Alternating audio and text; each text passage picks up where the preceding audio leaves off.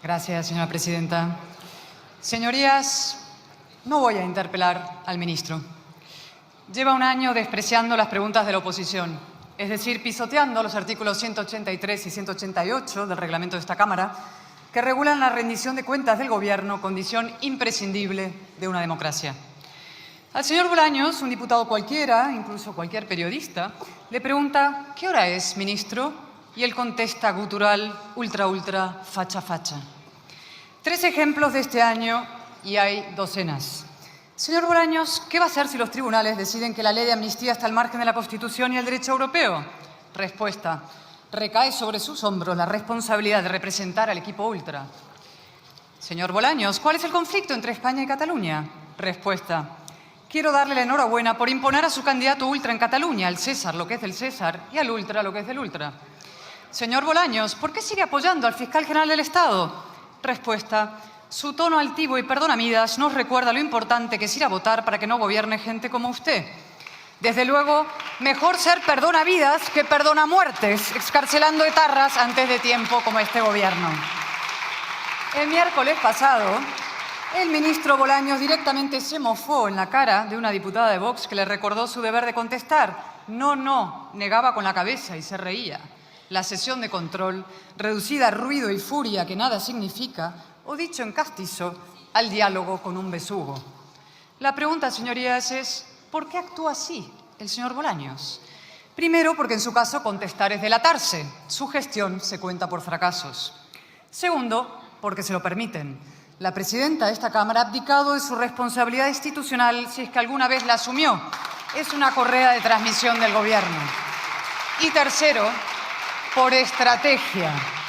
La degradación de las sesiones de control es un reflejo de la destrucción de la conversación pública española. Y la destrucción de la conversación pública española es la consecuencia de una perversa decisión política. Desde aquel seminal no es no, toda la acción del señor Sánchez ha tenido como objetivo liquidar la alternancia democrática en España. En el altar de ese delirio cesarista lo ha sacrificado todo. La igualdad como bandera socialista, la verdad como valor, incluso como concepto, el prestigio de las instituciones, el consenso constitucional y hasta el suelo de valores morales comunes que toda nación necesita para aprobar reformas y avanzar. Sin ese suelo, sin conversación, no es que no sea posible consensuar nada, es que ni siquiera es posible discrepar. La realidad, señorías, es que España no tiene un gobierno en sentido estricto. Un gobierno mínimamente coherente, capaz de aprobar unos presupuestos sin la humillación de que un socio le suelte a otro esa vulgaridad tan nacionalista, muevan el culo. Lo que preside Sánchez es un proceso de incomunicación, de desconexión, de unos españoles con otros y de todos con la democracia. Y la prueba, en forma y fondo, es el señor Bolaños. Ha pasado un año de su nombramiento como ministro de Presidencia, Justicia y Relaciones con las Cortes y estamos en el último pleno de 2024. Es buen momento para hacer balance. Primer hito contra la alternancia, la amnistía. Un año después del pacto PSOE-Junts, el señor Bolaños sigue sin citar un solo precedente de un político que haya borrado los delitos de otros políticos a cambio del poder. Es decir, de una amnistía con ánimo de lucro. Porque no existe, claro. Y un año después, el señor Bolaños sigue sin explicar cómo una medida que el señor Sánchez había tachado en octubre del 22 como claramente fuera del ordenamiento constitucional español, de pronto se convirtió en impecablemente constitucional. De ilegal a legal con la misma ley vigente. De la noche a la mañana, literalmente, es el milagro del 23 de julio. El fruto de la conjunción estelar entre los 7 votos de un prófugo y la codicia oceánica de un hombre sin escrúpulos. Lo que Torcuato Fernández Miranda habría llamado una maniobra torticera. ¿Y qué dice de esto el ministro gutural? Ultra. Bueno, y algo más. Me felicito a mí mismo. Sus señorías se acordarán, cómo olvidarlo, cuando se plantó en el patio del Congreso y proclamó la amnistía será un referente mundial y marcará historia. ¡Qué farsa! Y sobre todo, ¡qué farsa fracasada! Ya es Navidad en Waterloo y la amnistía sigue sin aplicarse. El prófugo volvió a Barcelona, sí, pero para una charlotada estival. Ya soca aquí, ya no soca aquí. Un Houdini jodido. Sí, señorías, creíamos que los señores Bolaños y Boye, un presunto ministro de Justicia y un secuestrador condenado, habían redactado la ley de amnistía a 4 manos, pero resulta que la redactaron a 4 pies. no cubre la malversación y, por tanto, tampoco a Puigdemont. Así lo ha dicho el Supremo en 2 resoluciones contundentes, así lo avalará con toda probabilidad la Sala de Apelaciones y, ojo, así lo confirmará también, yo estoy democráticamente convencida, el Tribunal Constitucional. Porque el Estado de Derecho español existe y funciona, ya se lo dijimos, pierdan toda esperanza.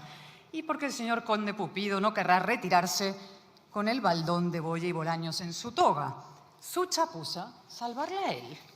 Segundo hito, la colonización de las instituciones, en particular de la Fiscalía General del Estado, hoy a las órdenes de un imputado. Se dice pronto. ¿Y sobre esto qué responde normalmente el señor Bolaños? Que el fiscal general está investigado por decir la verdad. Ajá. O sea que el Supremo prevarica. Y luego añade gutural, facha, delincuente confeso.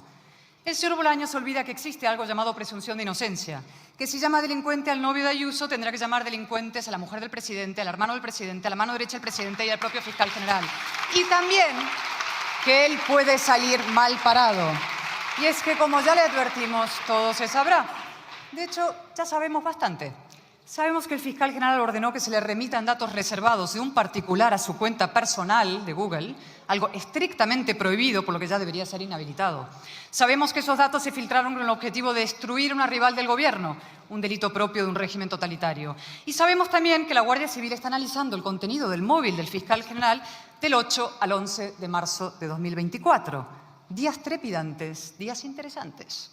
Coinciden exactamente con la aprobación de la amnistía y con las primeras decisiones judiciales sobre la presunta corrupción del entorno íntimo y político de Sánchez. A ver si al señor Bolaños se le ocurrió maniobrar con el fiscal general para favorecer a unos o perjudicar a otros. En tal caso, no saldría mal parado, sino mal sentado en el banquillo, lo que quiso evitarse Lobato. Tercer hito, el ataque a los contrapesos democráticos. No voy a detenerme en el olímpico desprecio del ministro del Parlamento, el veto sistemático a las iniciativas del PP, el impúdico abuso del decreto ley, el desaire al Senado, su demonización gutural de la discrepancia, ultra. Que el señor Bolaños sea ministro de Relaciones con las Cortes es un sarcasmo. Tampoco ahondaré en sus ataques al pluralismo informativo y la libertad de prensa. En septiembre presentó un portentoso plan de acción por la democracia, entre cuyos objetivos no solo figura, oigan bien, mejorar la rendición de cuentas y la calidad de la conversación pública, sino también asegurar el pluralismo y la independencia de los medios de comunicación públicos. Un mes después colocó a su jefa de prensa como consejera de Radio Televisión Española. Donde sí voy a detenerme es en su particular relación con la justicia. ¿Recuerdan cuando el señor Bolaños se comprometía a defender a los jueces de los ataques de sus socios? Cuando clamaba, y cito lateralmente, me parece intolerable cualquier acusación o señalamiento, venga de donde venga. Cuando se justificó, cabizbajo ante el Supremo, yo no estaba en el Congreso el día en que Nogueras os llamó indecentes desde la tribuna, no volverá a ocurrir. 6 meses después, los ataques los lidera él. La hipocresía es la marca de la Casa Socialista. En realidad, el mayor bulo que circula en España es que el señor Bolaños haya sido alguna vez ministro de Justicia. Aceptó incluir la acusación de Lawfare en el pacto con Puigdemont para la investidura. En verano se lanzó por el juez Peinado con nombre y apellidos y groseras acusaciones y todo el coro ministerial detrás, hasta que los tribunales lo dejaron en evidencia. Y ahora está a punto, pero a punto, de acusar al Supremo de prevaricación. A ver si hoy lo hace abiertamente, a ver si se atreve, como sus socios, como sus colegas de bancada, como su jefe. La frase del señor Sánchez sobre las cartas marcadas, es decir, su acusación a la justicia de actuar en connivencia delictiva con el PP, es un salto cualitativo en la deriva antidemocrática del Gobierno. Evoca las leyes de transitoriedad jurídica aprobadas por Puigdemont en septiembre del 17. Responde al mismo estímulo populista y autoritario. No es solo que el Gobierno necesite someter a la justicia. Evidentemente, la supervivencia de Sánchez depende de la impunidad de sus socios, de su mujer, de su entorno, de la suya. Es que ahora encima cree que le conviene. Sánchez busca enfrentar al pueblo con los jueces, busca enfrentar a la democracia con la ley, como si pudiera haber democracia sin ley, como si el Estado de Derecho pudiera someterse a plebiscito. Y no, señorías, la democracia no se vota.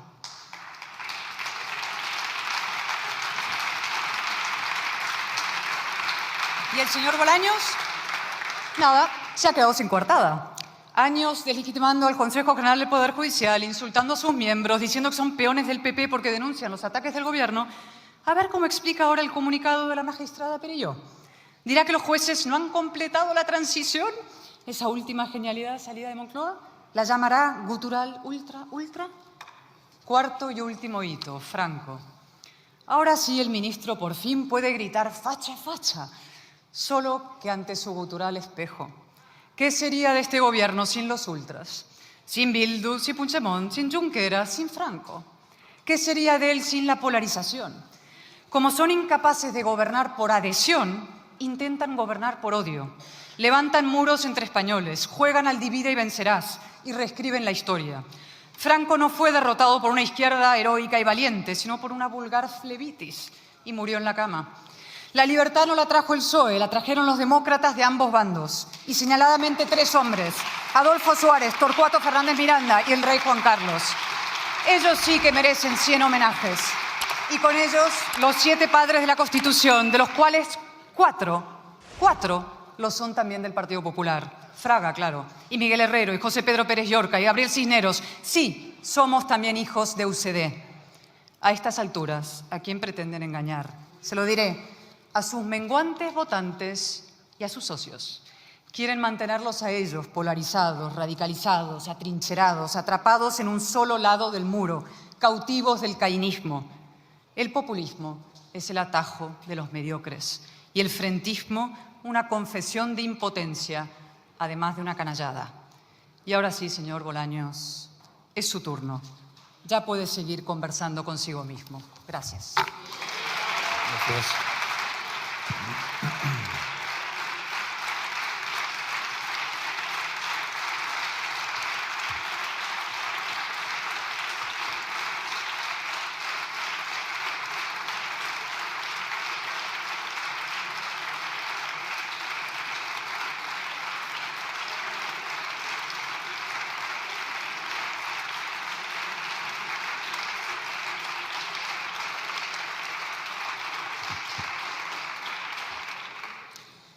A continuación tiene la palabra en nombre del Gobierno el señor Ministro de la Presidencia, Justicia y Relaciones con las Cortes.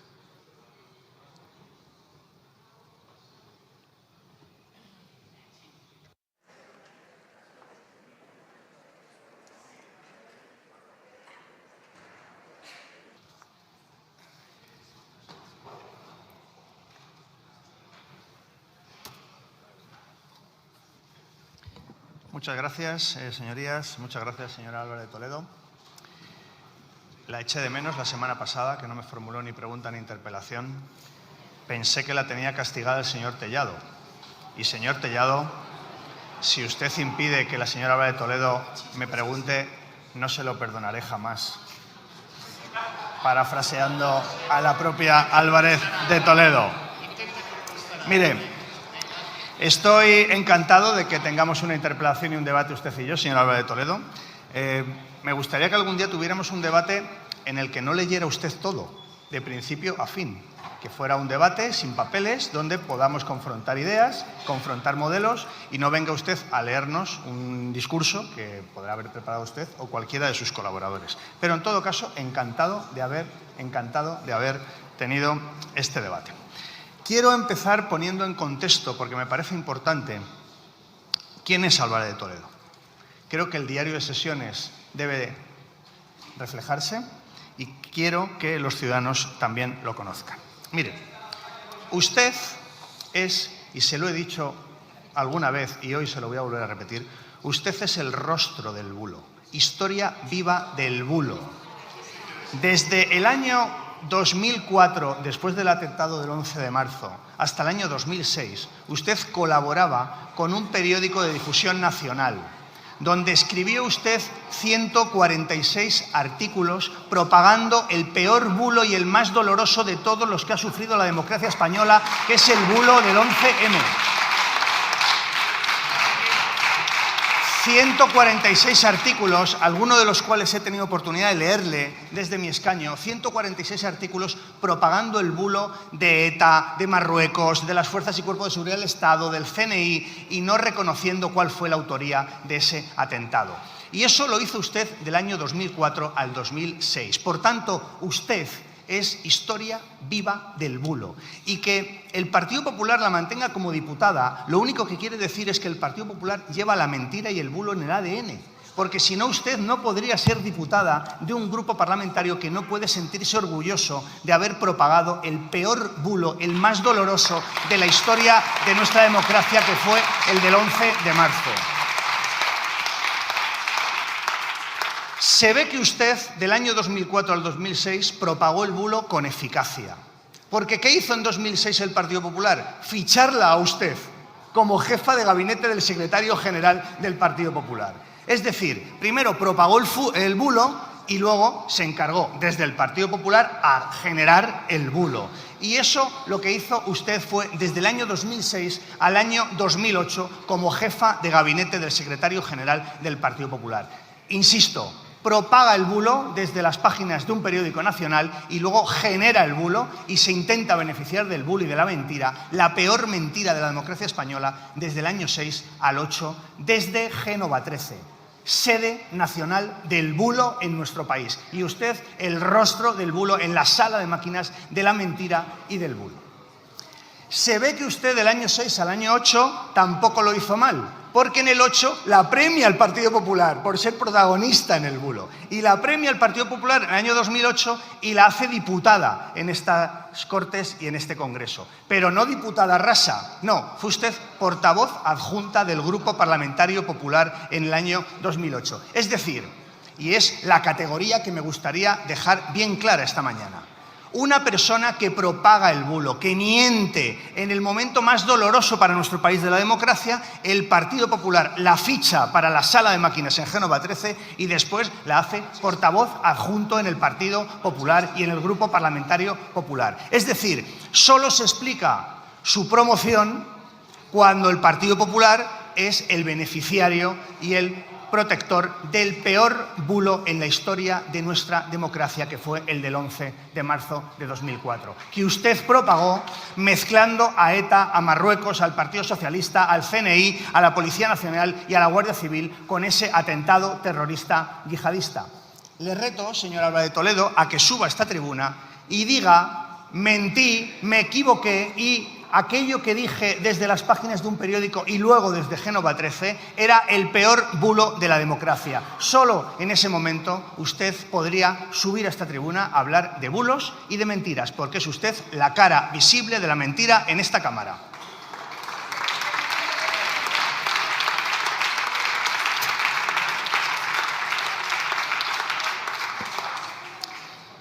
Entro a algunas de las cuestiones que usted ha planteado. Ha dicho, como lo dice usted, que estamos poniendo en cuestión el derecho a discrepar. No hay más que escucharla a usted para saber que el derecho a discrepar, que la libertad de expresión en nuestro país está en un serio riesgo. No hay más que verle a usted en cualquiera de sus intervenciones tan engoladas, como hace usted las intervenciones tan absolutamente engoladas. Segundo, dice usted que los presupuestos generales del Estado y, por tanto, la continuidad de este gobierno están en manos de Junts per Catalunya. Le voy a hacer alguna pregunta, señor Álvarez de Toledo, y me gustaría, si es posible, que me responda desde esta tribuna. ¿Usted sabe qué ofreció el Partido Popular a Junts para conseguir la investidura del señor Feijóo? ¿A usted se lo han contado? ¿Le han contado alguna reunión que se celebró entre dirigentes del Partido Popular y Junts en Bruselas? ¿Le han contado qué estaba dispuesto a dar el Partido Popular a Junts para conseguir que el señor Feijóo fuera presidente del gobierno? Es bien sencillo, suba usted y diga: pues no, no me lo contaron. Bien, pero si se lo contaron, ¿usted qué opina? Y por cierto, después de tantos meses acusando ustedes a Junts per Catalunya de la trama rusa, de ser terroristas, ¿qué opina usted de las declaraciones bien recientes de dirigentes de su partido, como la señora Cuca Gamarra, el señor González Pons, el presidente de Andalucía, el señor Moreno Bonilla. ¿Qué opina usted de esas declaraciones donde se dice que hay que colaborar y que hay que trabajar con una fuerza perfectamente democrática como es Junts? ¿Eran terroristas o es una fuerza perfectamente democrática? ¿Está usted a favor de lo que le ofreció el Partido Popular a Junts para conseguir la investidura del señor Feijóo o no? Porque, mire, usted se ha quedado como la última mohicana ultra del Partido Popular, defendiendo banderas que ya no defiende ni el Partido Popular. Ni el Partido Popular. Y sí, ultra. Usted pertenece a la internacional ultra con los líderes ultraderechistas del mundo. Usted pertenece a esa internacional ultra.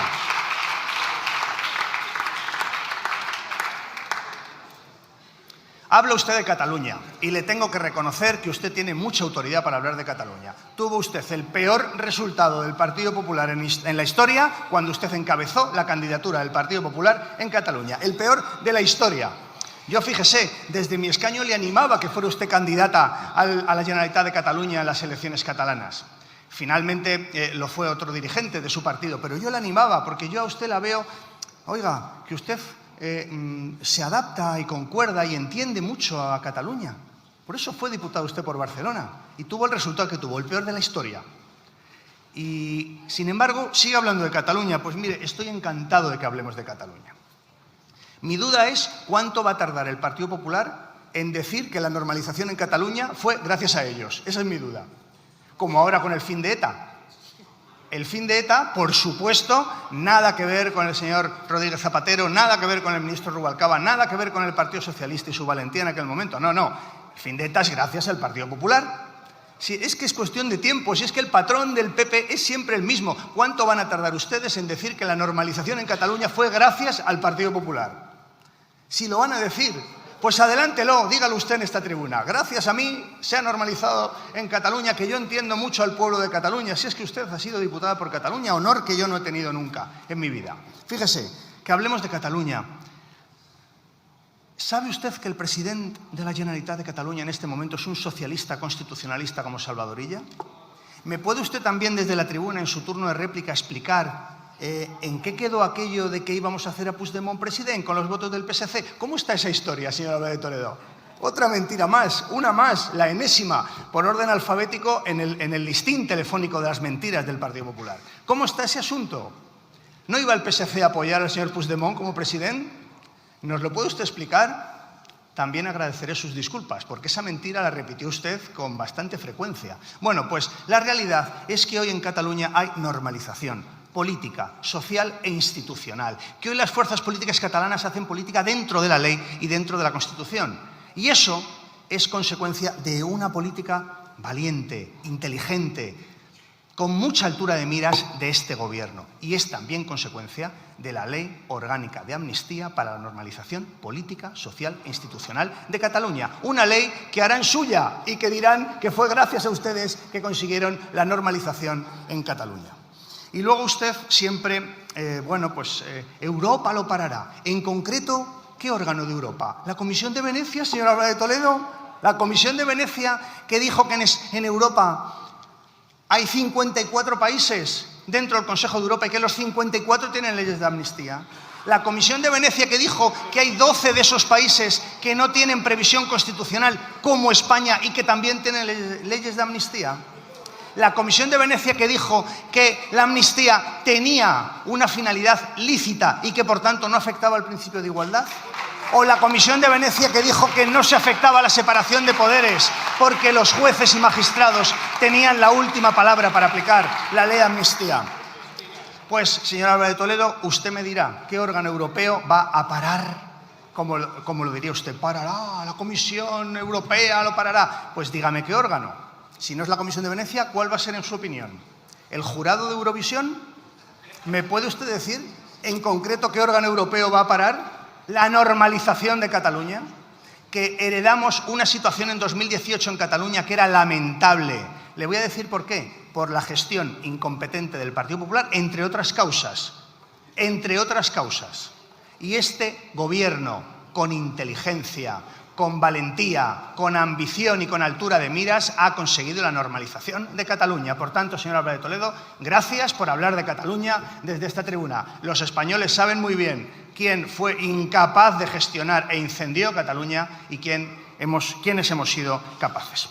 Y luego, como es natural, pues defiende usted, me ha llamado la atención, por eso lo recalco, defiende usted a la pareja de la señora Ayuso con el argumento de la presunción de inocencia. Oiga, aplique usted la presunción de inocencia a otras personas que están siendo investigadas, ¿o no? ¿O no?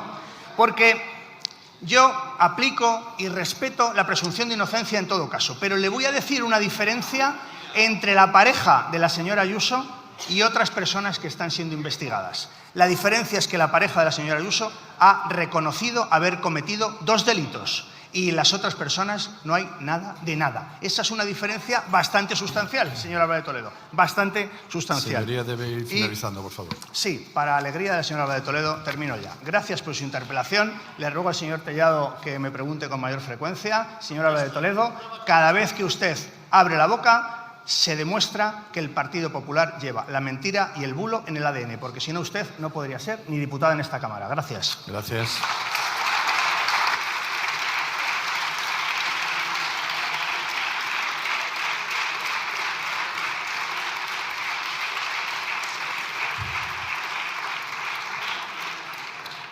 Tiene la palabra la señora Álvarez de Toledo.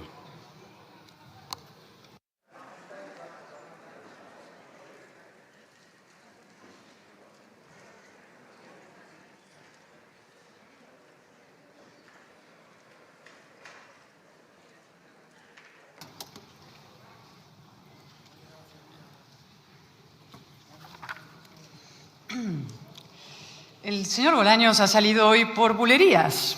Eso sí, un poco fuera de compás. Sigue con sus soliloquios guturales. Ultra, y ahora bulo. Él, el bulócrata reincidente que se camufla de regenerador. Ahora también quiere dictar lo que es verdad y lo que es mentira en las redes sociales. Esto es de ayer. Anunció una ley para obligar a usuarios relevantes a rectificar informaciones falsas. Otro de sus empeños liberticidas condenados al fracaso. Pero cualquiera, claro, se pregunta, vamos a ver si la va a aplicar también a los miembros del gobierno. Y sobre todo, ¿qué tuits van a rectificar el PSOE y el propio señor Bolaños? Vamos a ver, el tuit del señor Bolaños diciendo que el señor Puigdemont representa la etapa más negra, oscura de Cataluña. El del señor Sánchez comprometiéndose a detenerlo. Los tuits diciendo que la amnistía es absolutamente inconstitucional. Esos son pre-23 de julio, claro. O los tuits post-23 de julio, donde dicen que la amnistía es impecablemente constitucional. Y el tuit afirmando que la Comisión de Venecia le ha dado la razón. Sí, ese fue histórico, salió en los telediarios. Por tuit bulo top. La Comisión de Venecia, que habla de lo virulentamente divisiva que es la amnistía, que dice que fue redactada de urgencia y mal, sin el ámbito temporal, y que era una autoamnistía, esa misma. O el tuit del PSOE afirmando rotundo que Sánchez no ha cruzado jamás una palabra con Aldama. Y el que decía que tampoco pisó Ferraz, con ese que hacen. Y los 9 tuits, cada uno con una versión distinta, todas falsas, del viaje de Delcy a Barajas. Decía ya el señor Bolaños en otro tuit, se acabó la fiesta. Sí, la suya. Otra reflexión que también se me quedó en el tintero. El gobierno va a conmemorar la muerte del dictador Franco en la cama como una gesta heroica de la izquierda, lo he dicho, sí. ¿Y no es capaz de llamar dictador a Maduro?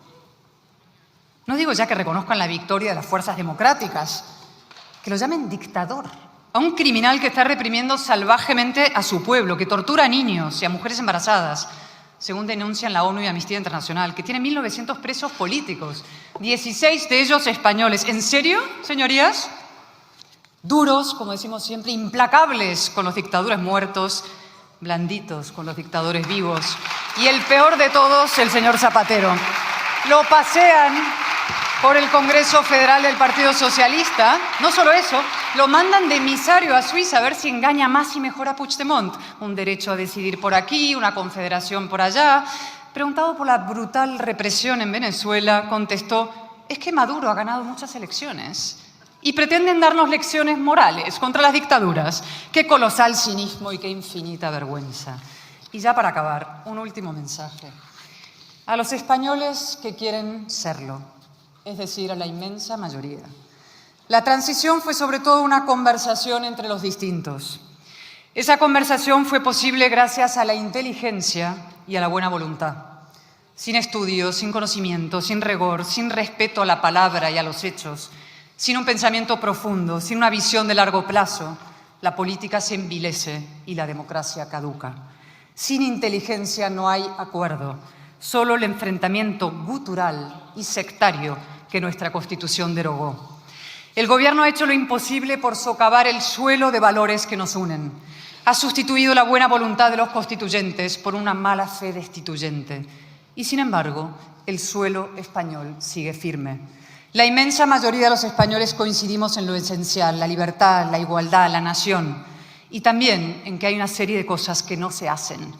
No porque estén legalmente prohibidas, sino porque son moralmente inaceptables.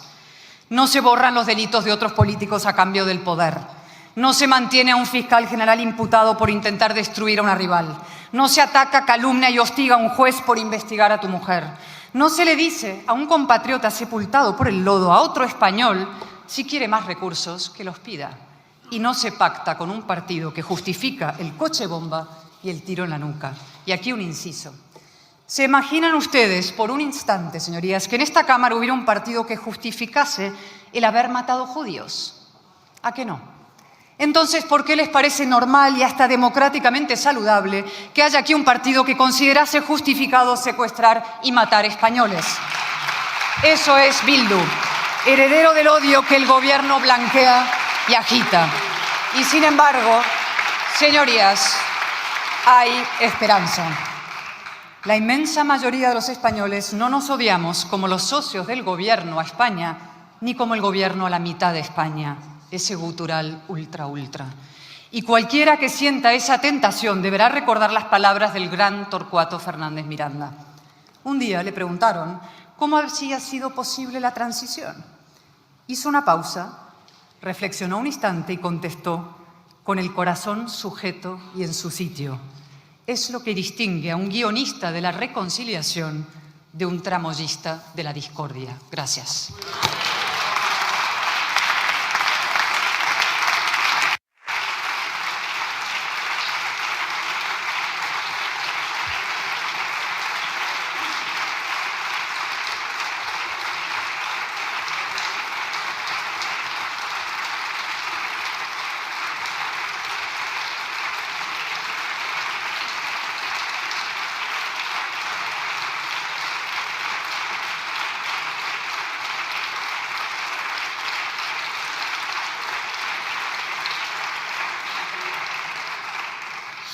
Tiene la palabra para concluir el debate el señor ministro de la Presidencia, Relaciones con las Cortes y Justicia.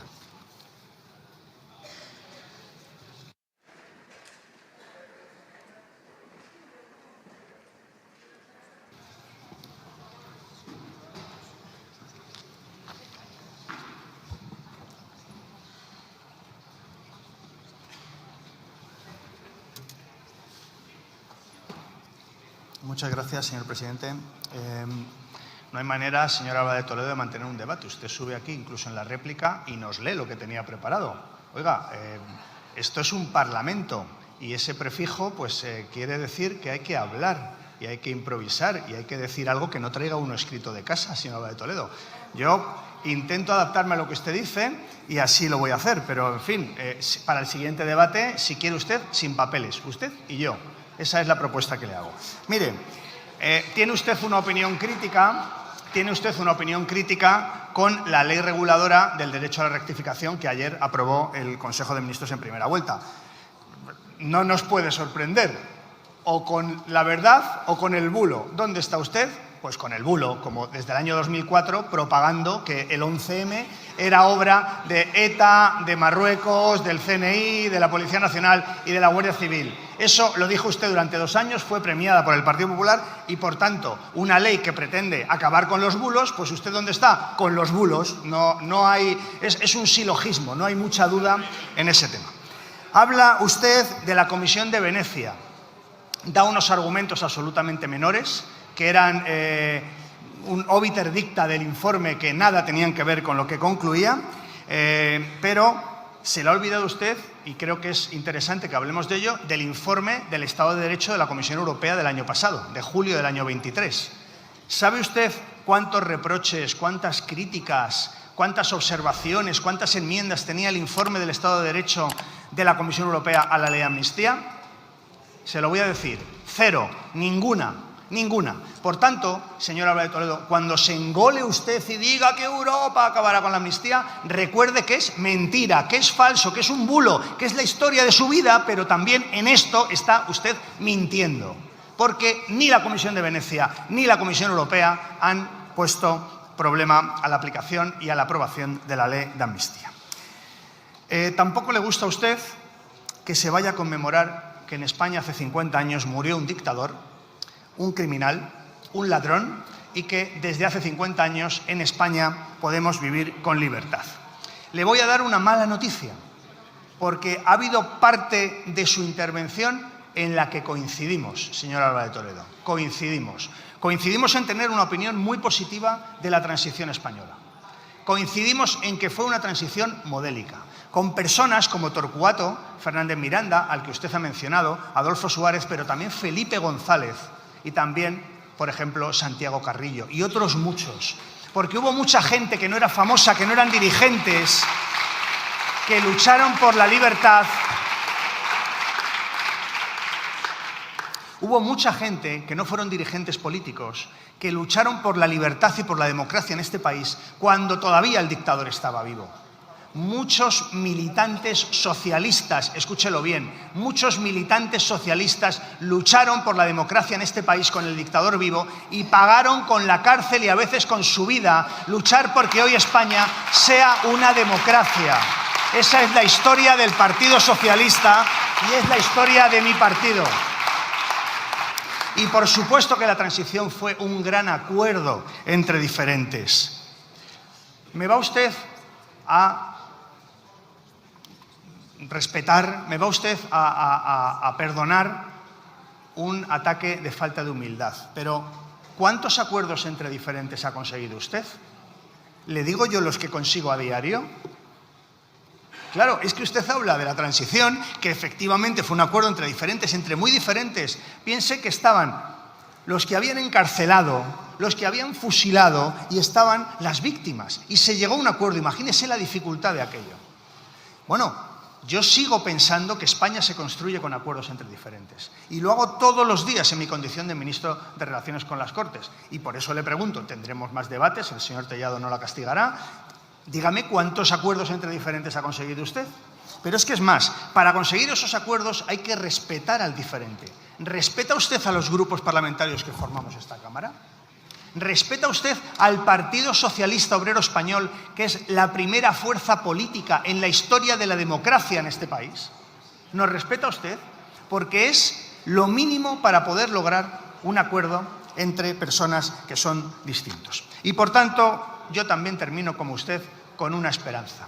Con la esperanza de que el Partido Popular deje el extremismo, deje el discurso ultra, deje los bulos, deje a un lado todo lo que usted significa, señora Álvarez de Toledo. Muchas gracias.